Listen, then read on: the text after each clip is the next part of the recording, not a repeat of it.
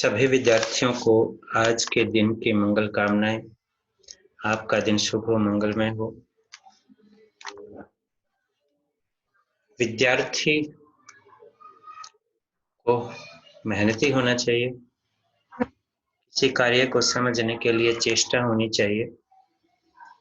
इससे एक संस्कृत का एक श्लोक याद आ गया, उसे बताकर चलते हैं आगे कि काक चेष्टा बको ध्यानम स्वान निंद्रा तथैव च अल्पाहारी गृह त्यागी विद्यार्थी है पंचलक्षणम। अर्थात कव्य जैसी चंचलता चेष्टा होनी चाहिए, बुगले जैसा ध्यान होना चाहिए, कुत्ते जैसी नींद होनी चाहिए और अल्पाहारी यानी कम खाने वाला और गृह त्याग यानी विद्या के लिए, शिक्षा के लिए उसको यदि घर भी छोड़ना पड़े तो उसको भी त्यागी होना चाहिए। तो ये विद्यार्थी के 5 लक्षण हैं।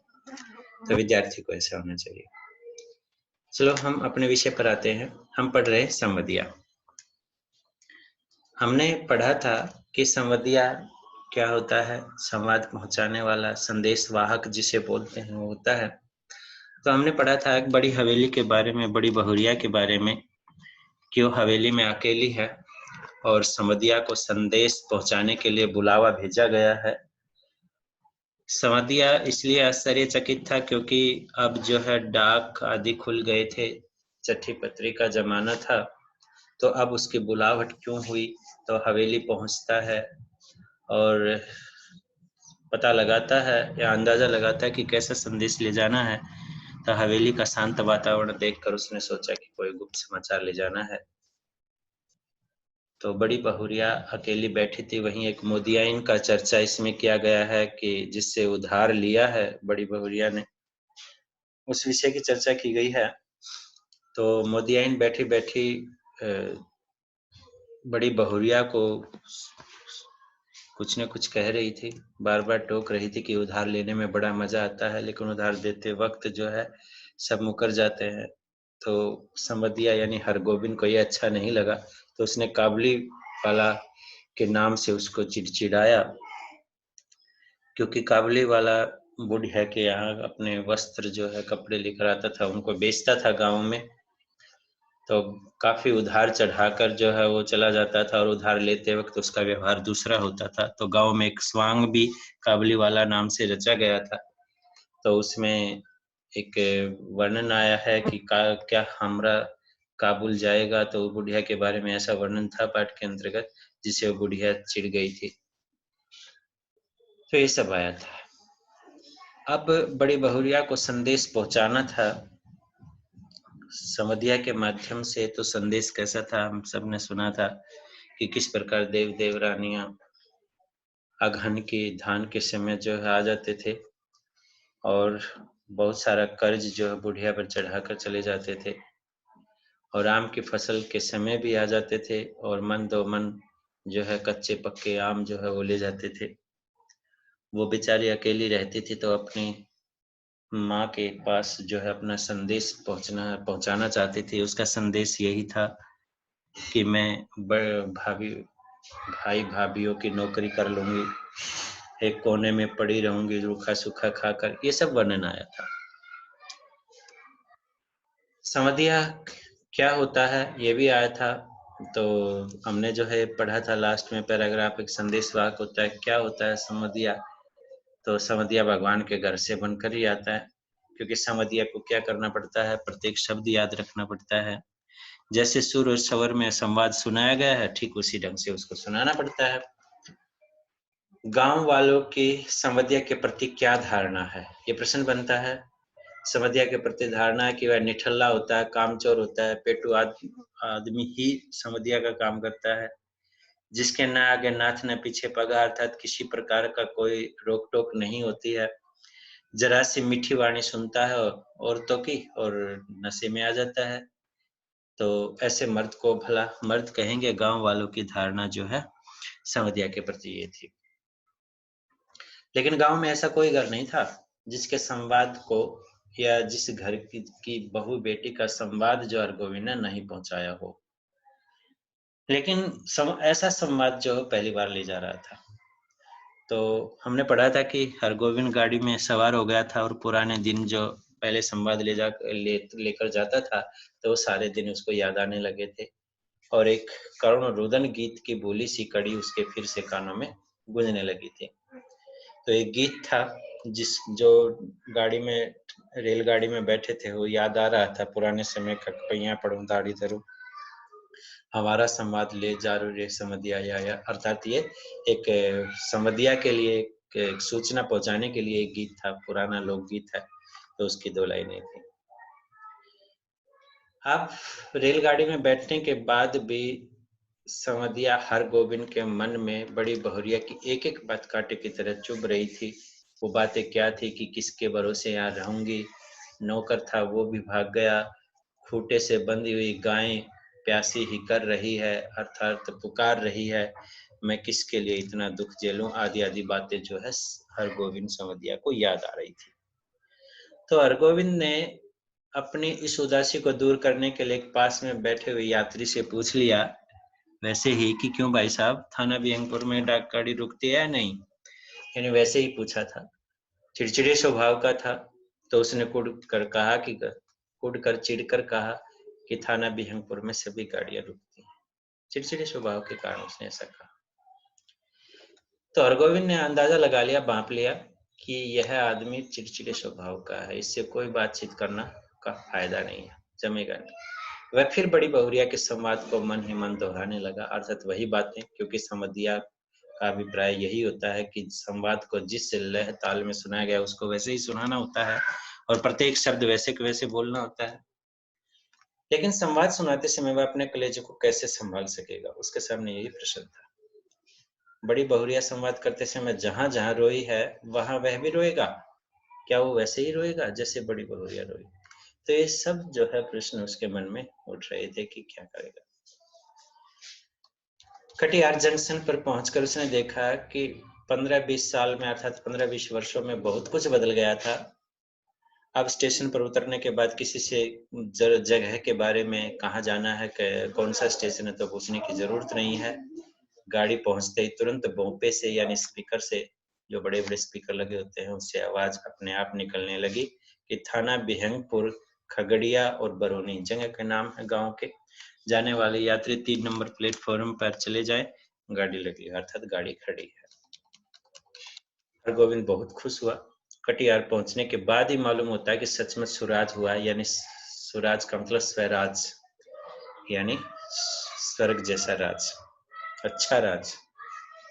इसके पहले कटिहार पहुंचकर किस गाड़ी से में चढ़े और किधर जाए, यानी इससे पहले का मतलब अब से पहले जब समधिया यहाँ आता था तो किस गाड़ी में चढ़ना है, किधर जाना है, इसमें पूछताछ करने में ही कई बार जो है उसकी गाड़ी ही छूट जाया करती थी।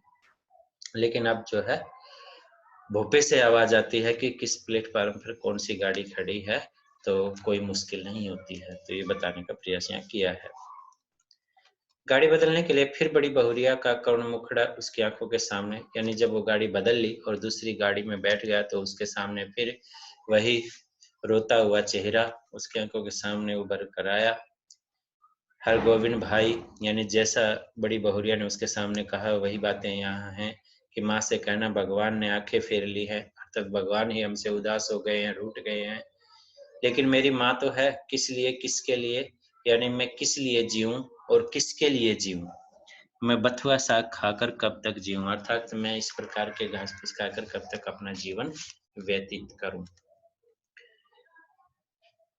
तो थाना बिहंगपुर स्टेशन पर गाड़ी पहुंची तो हरगोविंद का जी भारी हो गया, क्योंकि जैसे जैसे वो अपने स्टेशन के लक्ष्य के नजदीक पहुंच रहा था तो वैसे वैसे उसका मन भी जो है उदास होता जा रहा था। इसके पहले भी कई भला बुरा संवाद लेकर वह, यानी अच्छे बुरे संवाद लेकर इस गांव में आया, लेकिन कभी ऐसा नहीं हुआ। उसके पैर गांव की ओर बढ़ ही नहीं रहे थे, अर्थात गांव की तरफ वो चलना ही नहीं चाह रहे थे। इसी पगडंडी से, यानी खेतों के बीचों बीच जो पगडंडी होती है, मेड़ होती है, उसी से बड़ी बहुरिया अपने मायके लौट आवेगी, यानी अपने मायके, अपने घर, अपनी माँ के घर लौट आवेगी, गांव छोड़कर चली जावेगी, यानी हमारा गांव छोड़कर जो है आ जाएगी, फिर कभी नहीं आवेगी, यानी हमारे गांव में फिर कभी वापस नहीं आएगी, वो यहीं आकर रह जाएगी। हरगोविंद का मन कल्पने लगा कि तब गांव में क्या रह जाएगा, यानी कल्पना करने लगा फिर गांव में बड़ी बहुरिया ही आ जाएगी तो क्या रह जाएगा। यानी ये क्वेश्चन भी बनता है कि हरगोविंद का मन क्यों कल्पने लगा।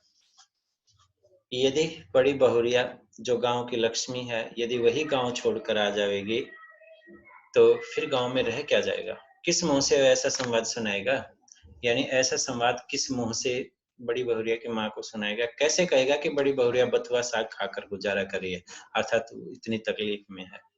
सुनने वाले हरगोविंद के गांव का नाम लेकर थूकेंगे, अर्थात गांव का नाम बदनाम होगा कि एक औरत को गांव नहीं संभाल सका तो कैसा गांव है।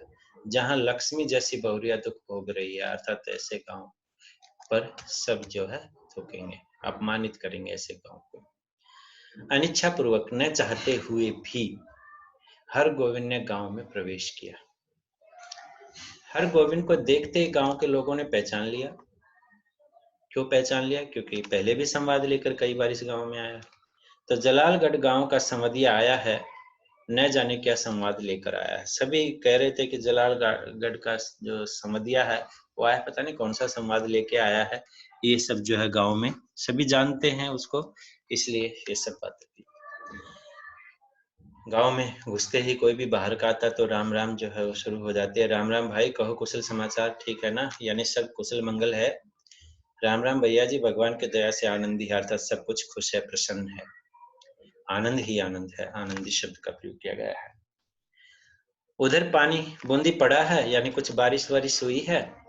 तो बड़ी बहुरिया के बड़े भाई ने हरगोविंद को नहीं पहचाना, यानी बड़ा भाई था उसने हरगोविंद को नहीं पहचाना। हरगोविंद ने अपना परिचय दिया तो उन्होंने सबसे पहले अपनी बहन का समाचार पूछा कि दीदी कैसी, यानी बहन कैसी हैं। भगवान की दया से सब राज्य खुशी हैं, उत्तर दिया हरगोविंद ने। तो मुंह हाथ धोने के बाद हरगोविंद की बुलाहट आंगन में हुई, यानी आंगन में बुलाया गया। अब हरगोविंद कांपने लगा, अर्थात डरा हुआ था। उसका कलेजा धड़कने लगा। क्यों? क्योंकि वो जिस समाचार को सुनाने वाला था वो सुनाना नहीं चाह रहा था। तो ऐसा तो कभी नहीं हुआ, यानी पहले भी संवाद लेकर आया लेकिन ऐसा कभी नहीं हुआ था। बड़ी बहुरिया की छलछलाई हुई आंखें, यानी पानी आंखों में पानी आया हुआ वो आंखें जो है सिसकियों से भरा हुआ संवाद, यानी जिसमें एक एक बात में सिसकियां थी, रो रो कर उसने कहा था। तो उसने बड़ी बहुरिया की बूढ़ी माता को पांव लागी की, यानी चरण स्पर्श किए। बड़ी माता ने पूछा, कहो बेटा क्या समाचार है। तो बड़ी माता ने अपनी बेटी के बारे में जानना चाहा कि कैसा हाल चाल है, क्या सब कुछ ठीक है कि नहीं है। तो माता जी आपके आशीर्वाद से सब ठीक है। कोई संवाद लाए, समाचार लाए हो? मतलब रुक कर कहा, संवाद जी, संवाद तो कोई नहीं, अर्थात कहना कहूं या न कहूं, इस असमंजस में होने के कारण जो है हरगोविंद का इस प्रकार का व्यवहार रहा। मैं कल सिरसिया गांव आया था, पास का गांव था सिरसिया, तो उसका नाम लिया। तो सोचा कि एक बार चलकर आप लोगों के दर्शन कर लूं, यानी आप लोगों को देख लूं। बूढ़ी माता हरगोविंद की बात सुनकर कुछ उदास सी हो गई, क्योंकि वो चाह रही थी कि कोई न कोई समाचार जो है उसकी बेटी के बारे में हरगोविंद सुनाए। तो तुम कोई संवाद लेकर नहीं आए हो, अर्थात क्या क्या तुम कोई संवाद लेकर नहीं आए हो, मतलब वैसे ही आए हो, इसलिए प्रश्नवाचक चिन्ह का प्रयोग किया गया। जी नहीं, कोई संवाद नहीं। ऐसे बड़ी बहुरिया ने कहा कि यदि छुट्टी हुई तो दशहरा के समय गंगा जी के मेले में आकर माँ से भेंट मुलाकात कराऊंगे, यानी ये सर्दियों में छुट्टी होती है दशहरे की, तो उस समय गंगा जी का मेला वहां पर लगता था, तो आते वक्त यहीं पर जो है माँ से भी मुलाकात भेंट कर लूंगी। तो ऐसा कहा था, यानी समझिया कोई संवाद भी लेकर नहीं आया, फिर भी जो है कोई बात बनाकर जो है कहता है। बूढ़ी माता चुप रही और गोविंद बोला, छुट्टी कैसे मिले, सारी गृहस्थी बड़ी बहुरिया के ऊपर ही, अर्थात उसको समय कैसे मिले, सारा घर चलाना तो बड़ी बहुरिया के ही हाथ में है। बूढ़ी माता बोली, मैं तो बबुआ से कह रही थी कि जाकर दीदी को लिवा लाओ, यहीं रहेगी, वहां अब क्या रह गया। अर्थात माँ से बेटी की स्थिति कभी छिपी नहीं रह सकती, इसलिए माँ ने कहा कि मैंने तो पहले भी कहा था अपने बेटे को कि जाकर अपनी बहन को ले आओ, अब वहां कुछ है नहीं तो यहीं रह जाएगी। जमीन जायदाद तो सब चली गई, यानी जमीन जो थी, धन दौलत थी, वो सब चली गई। तीनों देवर अब शहर में जाकर बस गए हैं, कोई खोज खबर भी नहीं लेते मेरी बेटी अकेली। यानी समधिया हरगोविंद ने कोई भी बात जो है उसकी बेटी की उनको संवाद के रूप में नहीं बताई, फिर भी माँ को एहसास है कि बेटी पर कैसी मुसीबत है।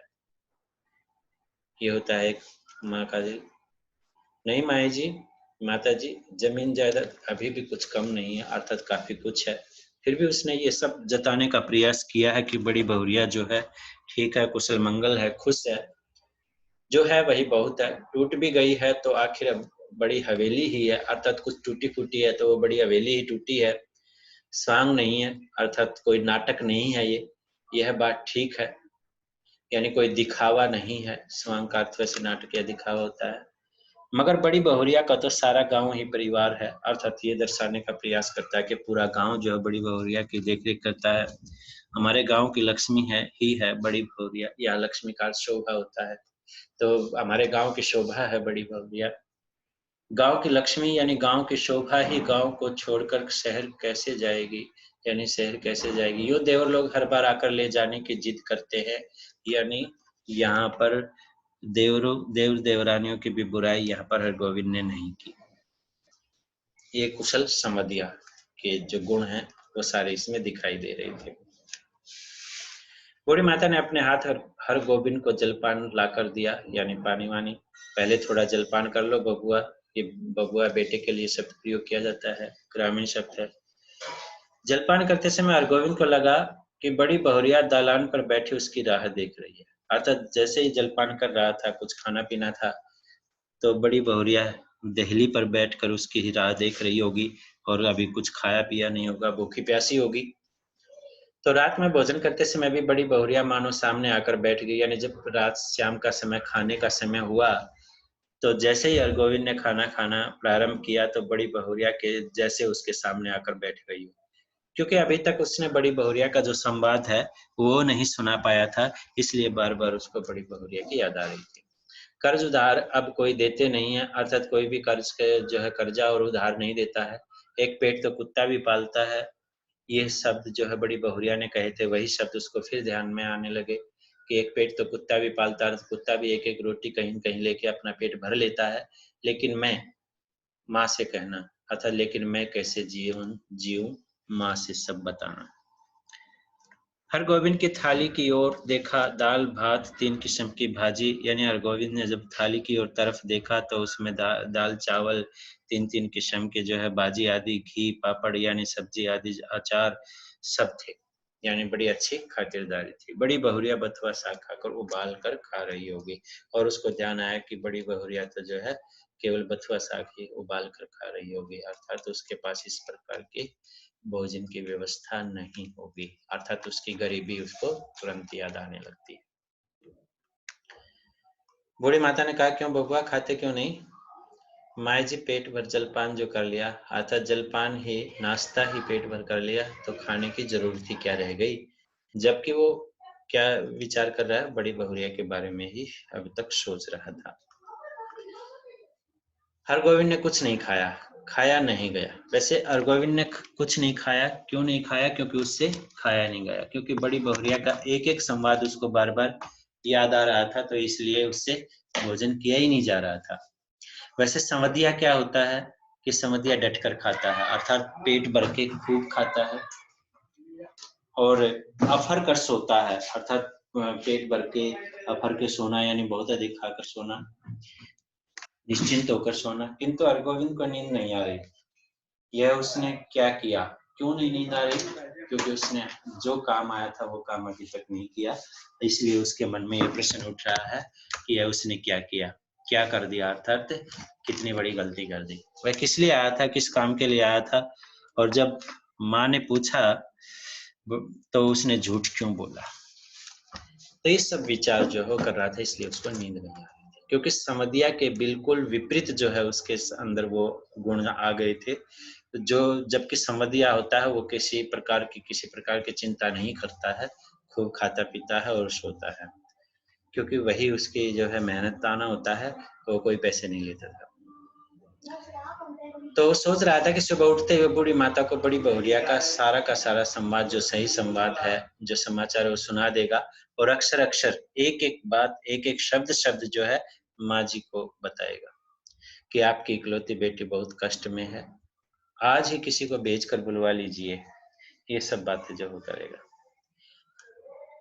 नहीं तो वह सचमुच कुछ कर बैठेगी। अर्थात उसने कहा था बड़ी बहुरिया ने कि नहीं तो मैं गले में घड़ा बांध कर पोखरे में डूब मरूंगी, तालाब में डूब जाऊंगी। ये सब बातें आखिर किसके लिए इतना दुख सहेगी? बड़ी बहुरिया ने कहा है भाभी के बच्चों की जूठन खाकर वो एक कोने में पड़ी रहेगी। अर्थात ये सारा संवाद जो है वो सुबह सुना देगा। पूरी रात अरगोविंद को नींद नहीं आई। आंखों के सामने बड़ी बहुरिया बैठी रही, अर्थात बार बार वो शिशकती उसके सामने बैठी रही। उसका एक एक शब्द उसको याद आता रहा। आंसू पोंछती हुई सुबह उठकर उसने दिल को कड़ा किया। वह समधिया है, अर्थात उसका काम संवाद पहुंचाना है, उसका काम है सही सही संवाद पहुंचाना। तो वह बड़ी बहुरिया का संवाद सुनाने के लिए बूढ़ी माता के पास जाकर बैठ गया, दिल खड़ा करके मजबूत। बूढ़ी माता ने पूछा, क्या है बबुआ, कुछ कहोगे, अर्थात कुछ बताओगे भी? माया जी, मुझे इसी गाड़ी से वापस जाना होगा, कई दिन हो गए। अर्थात वहां भी जो संवाद सुनाना चाहता था उस समय वो माता को नहीं सुना पाया। अरे इतनी जल्दी क्या, एक आध दिन रहकर मेहमानी कर लो, अर्थात मेहमान नवाजी कर लो। नहीं माता जी, इस बार आज्ञा दीजिए, दशहरे में मैं भी बड़ी बहुरिया के साथ आऊंगा, तब डटकर 15 दिनों तक मेहमानी करूंगा, यानी 15 दिन तक यहीं डटूंगा और मेहमान नवाजी जो है वो लूंगा। पहले के लोग जो है 10-15 दिन जो है कहीं मेहमान नवाजी के लिए डट जाते थे, तो कोई किसी प्रकार की वो नहीं होती थी। आजकल तो 2 दिन भी रुक जाए तो क्या समस्या होती है, सबको पता है। बूढ़ी माता बोली, ऐसी जल्दी थी तो आए ही क्यों? अर्थात इतना जल्दी ही आना था, भागना था, बस एक ही दिन रुक के, तो आए क्यों थे? सोचा था बिटिया के लिए दही चूड़ा भेजूंगी, अर्थात कुछ चूड़ा चावल का होता है जिसको बनाया जाता है, गांव के लोग बनाते हैं, तो उसी को भेजूंगी। सो दही तो नहीं हो सकेगी आज, थोड़ा चूड़ा है बासमती धान का, धान की किस्म होती है बासमती, उसको लेकर जाओ। चूड़ा की पोटली बगल में लेकर हरगोविंद आंगन से निकला तो बड़ी बहुरिया के बड़े भाई ने पूछा, क्यों भाई, राह खर्च तो है, यानी रास्ते का खर्च तो है, पैसे वैसे हैं कि नहीं है? हरगोविंद बोला, भैया जी आपकी दुआ से किसी बात की कमी नहीं है। हालांकि उसके पास राह खर्च की कमी थी, क्योंकि उसको एक ही तरफ का खर्च जो है वो दिया गया था। 5 रुपए थे, 5 रुपए भी बड़ी बहुरिया ने जो है को वापस दे दिए थे समधिया ने। और यदि उसके खर्च की बात करें तो उसके पास एक ही तरफ का खर्च था। स्टेशन पर पहुंचकर गोविंद ने हिसाब लगाया कि उसके पास जितने पैसे हैं उससे कटियार तक का ही, यानी कटियार जंक्शन जो आया था उसके तक, वहां तक का ही टिकट खरीद सकेगा। और यदि चवन्नी नकली साबित हुई, चवन्नी का अर्थ है 25 पैसे, अठन्नी 50 पैसे, तो चवन्नी नकली साबित हुई, यानी वो 25 पैसे भी साबित हुए, तो सेमापुर तक ही, सेमापुर गांव था, वहां तक ही, यानी वहां तक ही जा सकता हूँ, उससे आगे नहीं। तो बिना टिकट के वह एक स्टेशन पर भी नहीं जा सकेगा, यानी एक स्टेशन से दूसरे स्टेशन पर भी नहीं जा सकेगा। डर के मारे उसकी देह का आधा खून सूख जाएगा, यानी इस प्रकार डर के मारे उसकी देह, शरीर का आधा खून सूखने का मतलब घबरा जाना होता है। डर के मारे अत्यधिक वो घबरा जाएगा। रेल में बैठा, यानी रेलगाड़ी में बैठते उसकी हालत तो और अजीब हो गई। वह कहाँ आया था, क्या करके जा रहा है, क्योंकि उसके सामने वही प्रश्न थे कि किस लिए आया था। बड़ी बहुरिया के संवाद को सुनाने आया था और उसको सुना नहीं पाया, तो क्या उसका जवाब देगा?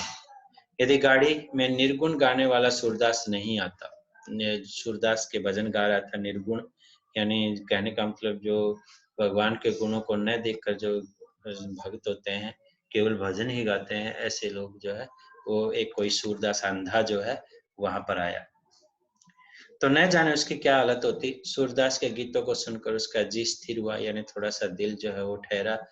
थोड़ा किया हो रामा, ये गीत था जो उस रेलगाड़ी में जो है एक अंधे के द्वारा गाया जा रहा था कि नहरा को सुख सपन भयो, अब देश पिया को डोलिया चली, इस प्रकार की ध्वनि जो है, भाई रो मत यही कर्म की गति, कि जो नेह यानी आंखों के सामने जो सुख है वो सारे सपने की तरह हैं, और अब यह डोली जो है यानी शरीर रूपी डोली जो है वो अपने देश, अपने पिया, अपने परमात्मा के पास चली है। वही रो मत, ये तो कर्म की गति है, अर्थात ये तो कर्मों की गति है, इसमें उदास होने की कोई जरूरत नहीं है।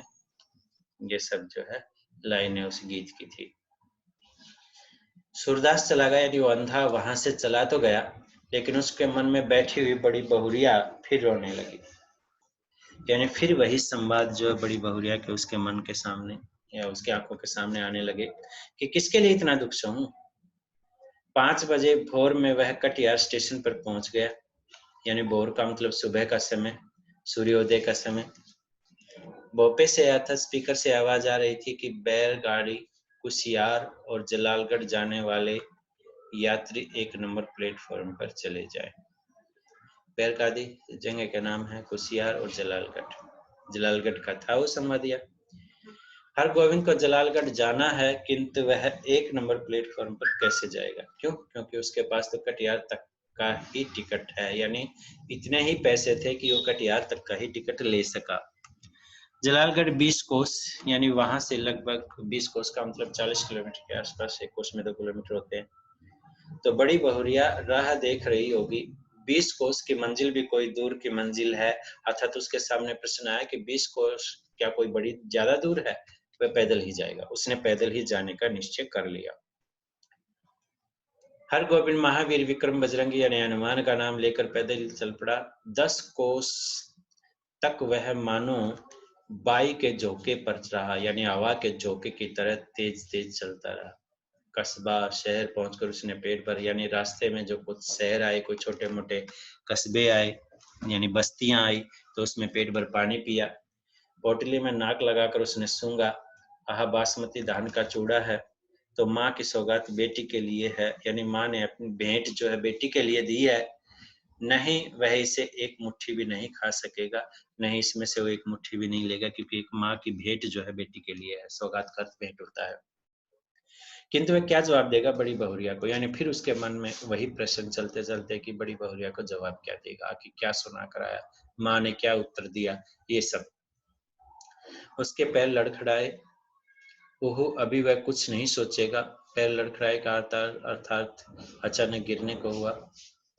अभी सिर्फ चलना है, जल्दी पहुंचना है गांव, यानी अभी वो कोई इस बारे में कुछ नहीं सोचता, अभी जल्दी से जल्दी गांव पहुंचना है, क्योंकि काफी दूरी थी।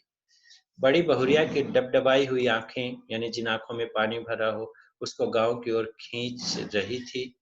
मैं बैठी राह ताकती रहूंगी, क्योंकि बड़ी बहुरिया ने कहा था कि मैं यहाँ बैठी हुई तुम्हारी राह देखती रहूंगी। 15 कोस यानी 15 कोस के आसपास पहुंचा, फिर वही बातें, माँ से कहना अब नहीं रह सकूंगी। 16, 17, 18 यानी 16, 17, 18 कोस चलते चलते जलालगढ़ स्टेशन का सिग्नल दिखाई पड़ता है, यानी जलालगढ़ स्टेशन का सिग्नल, जो रेलवे स्टेशन का सिग्नल है, वो दिखाई पड़ा। गांव का ताड़ सिर ऊंचा करके उसकी चाल को देख रहा है। गांव के ताड़ के मतलब ऊंचे ऊंचे पेड़, सिर ऊंचा करके उसकी चाल बड़ी धीमी हो गई थी, जिसको देख रहे थे। उसी ताड़ के नीचे बड़ी हवेली के दालान पर चुपचाप टकटकी लगाए राह देख रही है बड़ी बहुरिया। अर्थात तो सोच रहा था कि ताड़ के पेड़ के नीचे ही जो बड़ी हवेली है, उसके दालान दहली पर चुपचाप टकटकी लगाकर जो है बड़ी बहुरिया राह देख रही होगी। भूखी प्यासी अमरो संवाद ले जाहू रे समदिया, यानी हमारा संवाद ले जा रे समदिया, इस प्रकार का वो गीत का लाइनें फिर यहाँ पर लिख दी गई हैं। लेकिन यह कहाँ चला आया हरगोविंद? हरगोविंद को अचानक एहसास हुआ कि वो कहीं और चला आया। यह कौन गांव है?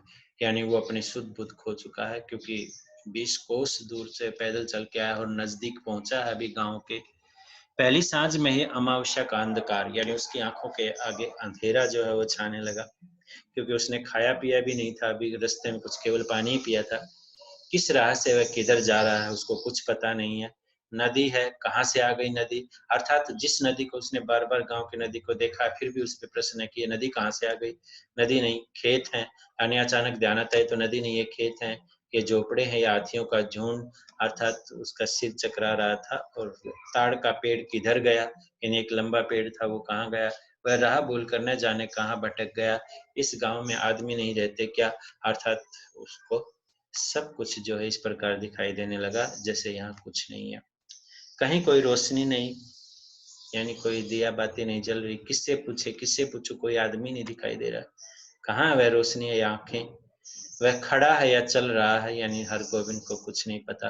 वह गाड़ी में है या धरती पर, यानी उसको कोई एहसास नहीं। अर्थात सब जो है उसको चक्कर आने पर सोना पड़ गया। हरगोविंद भाई आ गए। बड़ी बहुरिया की बोली या कटिहार स्टेशन का भोपा बोल रहा है। अर्थात वो घर के पास पहुंचा भी, लेकिन उसको नहीं पता कि ये बड़ी बहुरिया बोल रही है कटिहार स्टेशन का भोपू, क्योंकि आवाज गूंज रही थी। जब इस प्रकार की बेहोशी का हो जाता है तो दूसरे की आवाज ऐसे ही लगती है। तो हरगोविंद भाई क्या हुआ तुमको? बड़ी बहुरिया। हरगोविंद ने हाथ से टटोलकर देखा, वह बिछावन पर लेटा हुआ। अर्थात जब उसको होश आया तो उसने देखा कि वो बिस्तर पर लेटा हुआ है और सामने बैठी छाया को छूकर बोला, बड़ी बहुरिया। अर्थात छाया दिखाई दी बड़ी बहुरिया की, तो उसी छाया को, परछाई को, क्योंकि हल्का हल्का दिखा, जैसे ही होश में आया तो उसको छाया की तरह जो है हल्की हल्की बड़ी बहुरिया दिखाई देने लगी। तुरंत उसने जो है पैर छुए और उसको बोला, बड़ी बहुरिया। हरगोविंद भाई अब जी कैसा है? अर्थात स्वास्थ्य कैसा है? लो एक घूंट दूध और पी लो। अर्थात और का मतलब उससे पहले भी हल्दी का दूध आदि जो है बड़ी बहुरिया ने उसको पिलाया था, लेकिन उसको उसमें होश नहीं था। मुंह खोलो, हाँ हाँ पियो पियो। हरगोविंद होशावास में आया। बड़ी बहुरिया का पैर पकड़ लिया। बड़ी बहुरिया, मुझे माफ कर दो, मैं तुम्हारा संवाद नहीं कह सका। तुम गांव छोड़कर मत जाओ, तुमको कोई कष्ट नहीं होने दूंगा। मैं तुम्हारा बेटा। यानी हरगोविंद ने किस प्रकार पछतावा किया, तो उसने बड़ी बहुरिया से क्षमा मांगी, माफी मांगी कि तुम गांव छोड़कर मत जाना, मैं तुम्हारा बेटा हूँ। बड़ी बहुरिया, तुम मेरी माँ हो, तुम सारे गांव की माँ हो। अब मैं निठल्ला अर्थात ठाली या बेकार नहीं बैठूंगा, तुम्हारा सब काम करूंगा। बोलो बड़ी माँ, तुम गांव छोड़कर चली तो नहीं जाओगी? इस प्रकार समधिया ने जो है हरगोविंद ने प्रार्थना की। बड़ी बहुरिया गर्म दूध में एक मुट्ठी बासमती चूड़ा लाकर मसकने लगी, अर्थात उसको दूध में मिलाने लगी। संवाद भेजने के बाद से ही वह अपनी गलती पर पछता रही थी। क्यों? क्योंकि वो नहीं चाहती थी कि ये संवाद जो उसकी माँ तक पहुंचे, और वो पछता रही थी, क्योंकि वो भी अपनी माँ को जो है ये अपने इस प्रकार के कष्टों को बताकर दुखी नहीं करना चाहती थी। तो ये था हमारा समधिया, एक बड़ा हृदयस्पर्शी पाठ था। तो इसको आपको समझ लेना है, और इसके अभ्यास के प्रश्न उत्तर हैं जो आपको भेजे जाएंगे। अभी इसके आंसर जो है वो नहीं करने हैं, जो आपने पहले जो मैंने ऑनलाइन सॉल्यूशन दिया था वो नहीं, अब सॉल्यूशन मैंने खुद बनाना स्टार्ट किया है। तो आपको प्रश्नों के उत्तर वही दिए जाएंगे, क्योंकि वो अच्छे ढंग से मैंने चेक किए, सारे नहीं हैं, सभी चैप्टर के 1-2 चैप्टर के ठीक मिले, फिर अच्छे नहीं मिले। तो अच्छी तरह से, क्योंकि बोर्ड की कक्षा है आपकी, तो अच्छी तरह से वो क्वेश्चन आंसर मैंने किए हैं।